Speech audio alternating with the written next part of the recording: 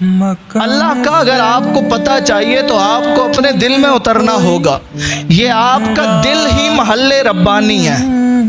کبھی اللہ سے اگر گفتگو کرنے کا دل چاہے کہ میں اللہ سے بات کروں تو آپ اپنے دل میں جھاتی ڈالیں اور یہ جو اس کا گھر ہے اس گھر میں اسے تلاش کریں.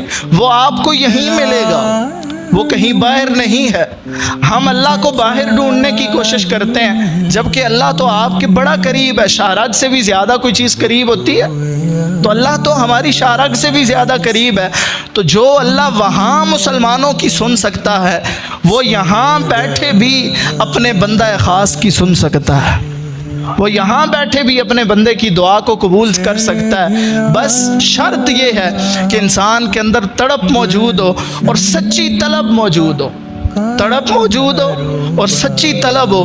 سچی طلب ہو, اخلاص ہو تو اللہ بندے کو اپنی راہ میں قبول فرما لیتا ہے.